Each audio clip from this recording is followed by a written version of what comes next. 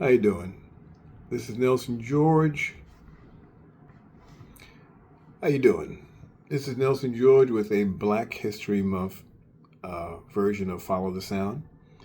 It is inspired by a true event, a weird, accidental, lucky thing that happened to me way back in September 1980.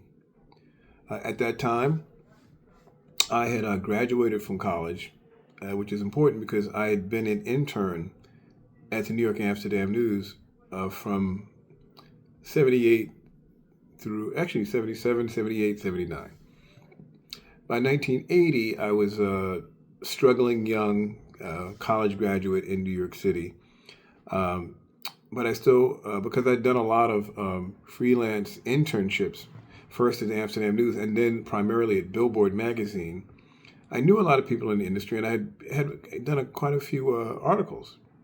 So in September of 1980, it was announced that the great Bob Marley would be co-headlining a couple of shows at Madison Square Garden with the Commodores. Now, it was weird at the time because at that time you could argue that Marley was internationally certainly a bigger star than the Commodores, and certainly was capable of selling out Madison Square Garden in 1980 by himself. However, he was very concerned with and trying to connect with the black audience. The story goes is that Marley's people made a deal with the program director at WBLS, the very popular and powerful Frankie Crocker, so for Marley to do these shows at the Garden, somewhat sponsored by BLS and Frankie Crocker, and in exchange they would play his sort of R&B flavored "Could You Be Love" record in rotation on BLS. So it was a quid pro quo, so to speak. How does this involve me? Well, they really were trying to get Marley. It was a big concern. It was in focus for Bob to try and reach an African American audience with his music. He'd been triumphant in reaching the white rock audience. He'd been triumphant in reaching audiences in Europe, where he's always already star, big star, and in Africa itself. He was headlining stadiums in Africa, where very few Black American artists were doing at that time.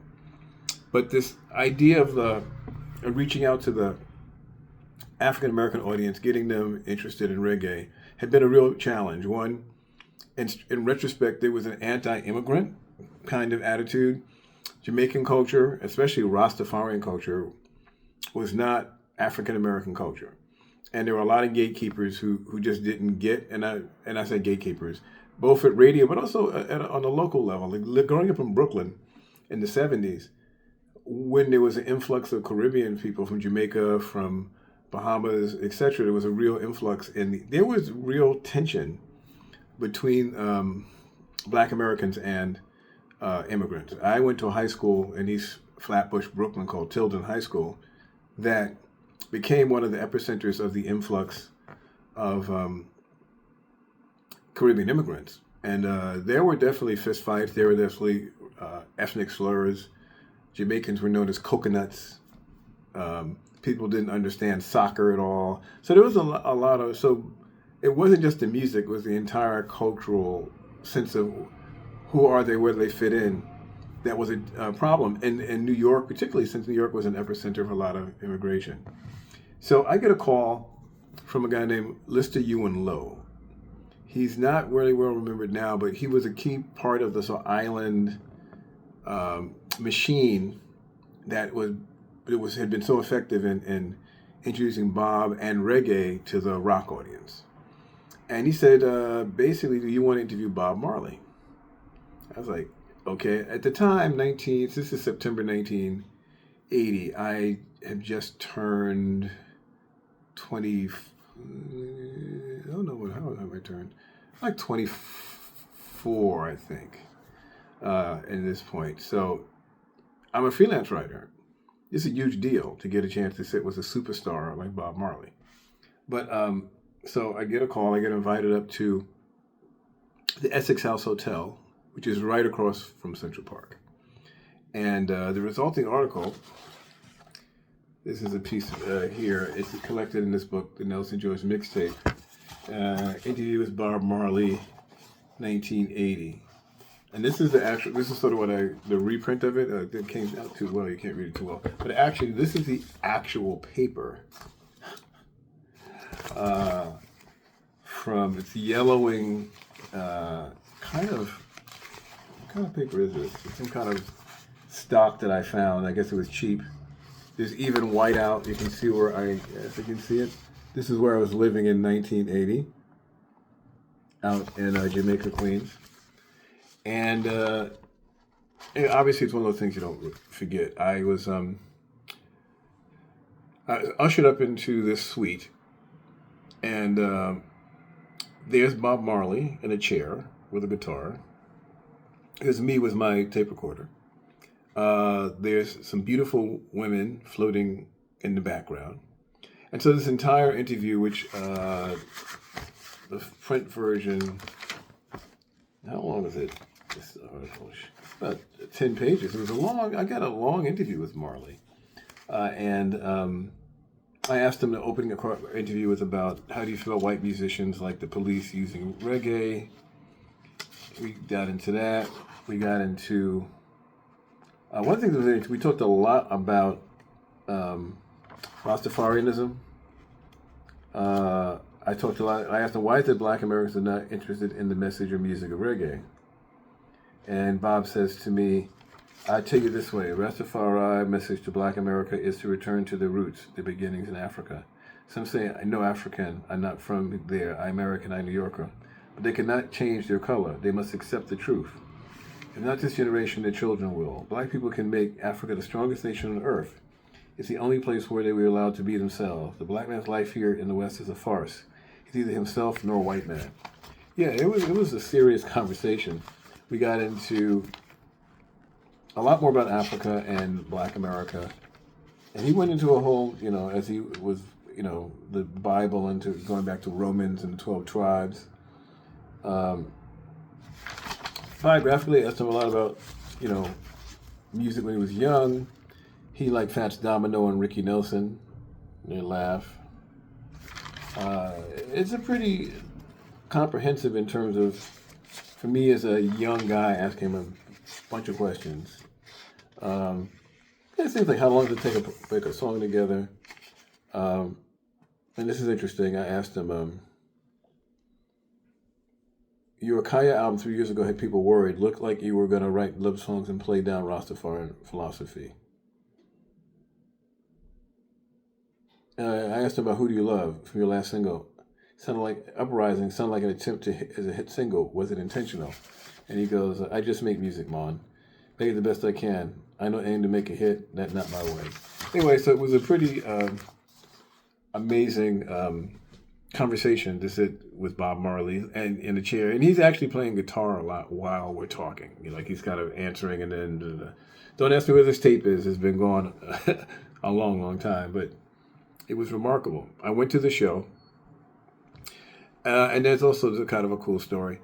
Famously, it's the Commodores and Bob Marley, with Bob coming on and then the Commodores. What most people don't talk about was, in fact, the opening act that night was Curtis Blow. Sort of a compromise between the two. And I was friends with Curtis and his manager, Russell Simmons. And my roommate in Queens, Robert Rocky Ford, who I was living with at the time, co-produced all of the Curtis Blow records, the breaks, Christmas Wrapping, all that stuff. So I was backstage, and they needed some help. Davey D was his DJ at the time. And I remember being backstage and carrying a couple of crates of vinyl on stage for Curtis. That was crazy. What was also remarkable is I went the first night of 2. And Bob, Curtis is well received. Bob Marley doesn't, I've seen Bob a lot at this time. I should also mention that he was always in New York. I saw him at the Palladium. I saw him at Central Park Summer Stage. I think I saw him, and he was great every time. And I got to see him a lot because he was in New York. And again, I got tickets because Island and people around his label were trying to attract black audience, young black audience. So that night, Marley does a great set. The lights go down. The Commodores come out. And at first, the audience was pretty much was there. The Marley fans were. And then, they pulled out Lionel Richie's White Piano. And I'm telling you, a third to maybe more of the audience got up and started leaving. They were not there to hear Three Times a Lady. Okay? So the other and sad part of this is that, like I said, Marley was staying at the Essex House, which is right across from Central Park. That is where he went to play soccer. Sometime during this run, he's in New York. And he collapses on September 21st, 1980 in Central Park. That is the first real public acknowledgement that he has cancer. And apparently, that wasn't, however, the first time that he knew it. It had been something that had been, I think, diagnosed before that. And he'd been doing different treatments. But it really came back during that week. Ironically, the week that I met him or interviewed him, he played Garden, and then he collapsed in Central Park. He went on a couple of days later to do a show in Pittsburgh on his Uprising tour. That was the last shows he did, and he died in May 81. So, I met him in September 80, so we're talking about 8 months later, I guess. The other irony of that is I couldn't sell the interview.